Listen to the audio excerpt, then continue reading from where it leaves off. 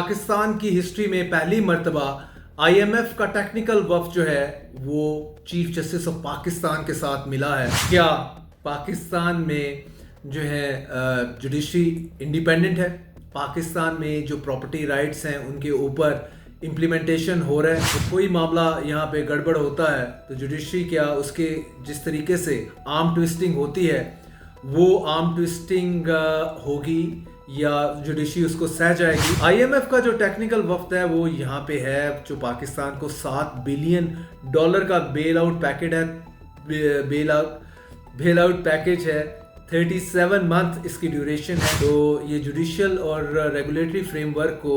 जो हमारा अदलिया का है इसके ऊपर अब आईएमएफ की भी नज़रें हैं। पाकिस्तान के अंदर अदलिया आज़ाद है। अदलिया का जो मैं हेड होने के नाते ये मेरी प्राइम रिस्पॉन्सिबिलिटी है कि मैं इसकी इंडिपेंडेंस को प्रोटेक्ट करूं। इसी प्रेस रिलीज में गवर्नमेंट खुद बता रही है कि जुडिशियल अपॉइंटमेंट और अकाउंटेबिलिटी भी डिस्कस हुई है। अस्सलाम वालेकुम, मैं हूं जुल्करनैन ताहिर। पाकिस्तान की हिस्ट्री में पहली मर्तबा आईएमएफ का टेक्निकल वफ्द जो है वो चीफ जस्टिस ऑफ पाकिस्तान के साथ मिला है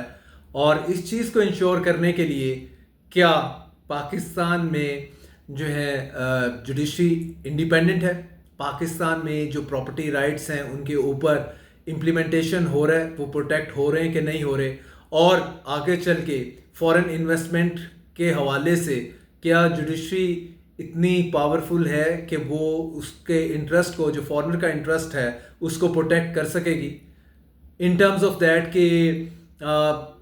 कोई मामला यहाँ पे गड़बड़ होता है तो जुडिशरी क्या उसके जिस तरीके से आर्म ट्विस्टिंग होती है वो arm twisting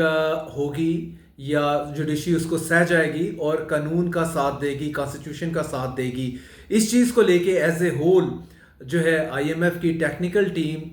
chief justice of Pakistan justice Yahya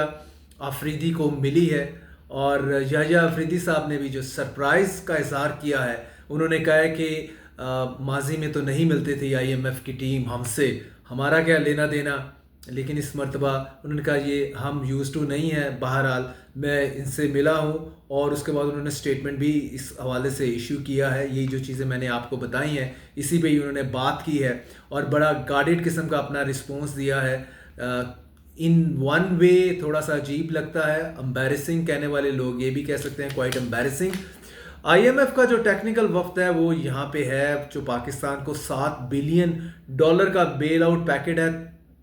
bell out package है। 37 मंथ इसकी ड्यूरेशन है। कुछ पैसे पाकिस्तान को मिल गए हैं और बाकी पैसे अगले आने वाले, पिछले साल ये एग्रीमेंट हुआ था तो अब अगले आने वाले तकरीबन 2 साल में ये पाकिस्तान को पैसे मिलेंगे,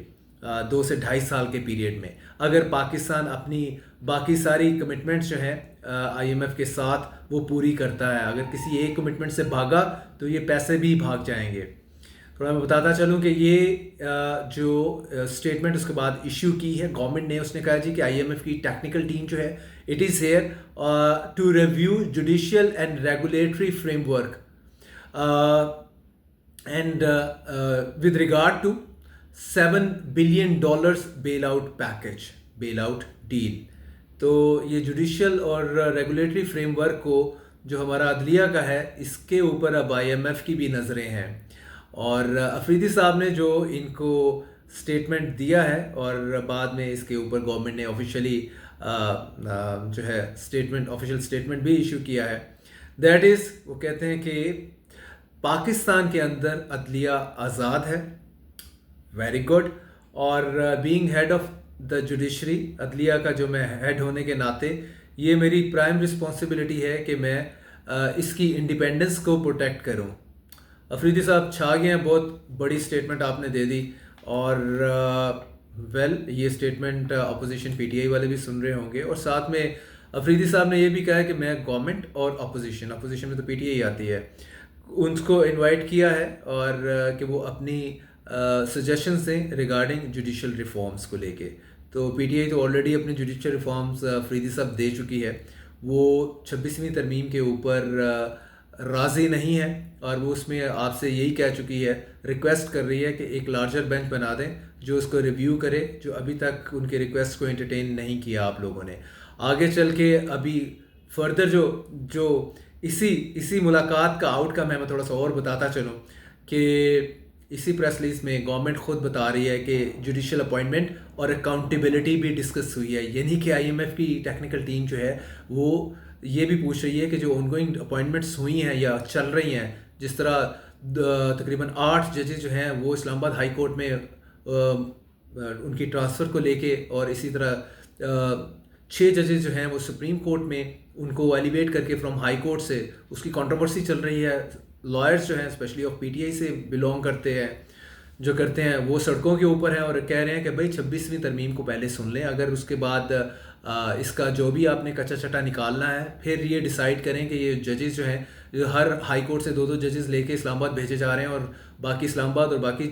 कुछ और हाई कोर्ट्स के जजेस को एलिवेट करके सुप्रीम कोर्ट भेजा जा रहा है, तो ये मत करें, पहले 26वीं तरमीम को सुन लें। और जो सबसे इंटरेस्टिंग है जो इसमें मुझे कैच नज़र आता है वो ये है कि अभी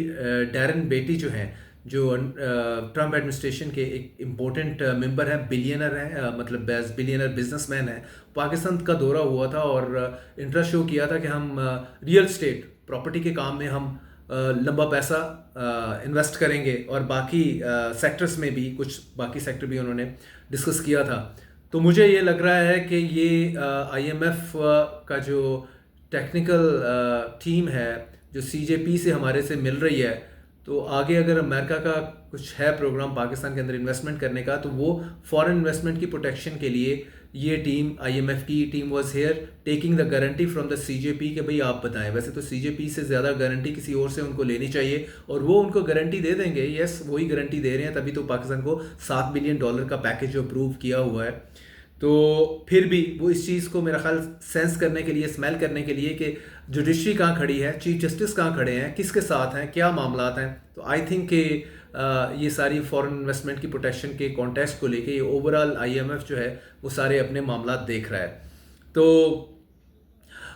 ये टीम जो है आईएमएफ की 6 दिन और जुडिशरी का सर खाएगी और जुडिशरी के साथ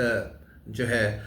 नोट्स एक्सचेंज करेगी, और हमारे जजेस साहब जो हैं वो इनको बताते रहेंगे कि हम जो है हमारी जुडिशरी कितनी इंडिपेंडेंट है, हम कितना आज़ाद काम कर रहे हैं और हम कानून के मुताबिक चल रहे हैं, कॉन्स्टिट्यूशन को प्रोटेक्ट कर रहे हैं। कोई भी चीज़ हमारे यहाँ लैंड करती है हम प्योरली उसको डिसीजन करते हैं लॉ के मुताबिक। तो आप पूरा है फुल फेथ इन अस, और थैंक यू वेरी मच, हमें बाकी पैसे दे दें और आप घर जाएं। Thank you.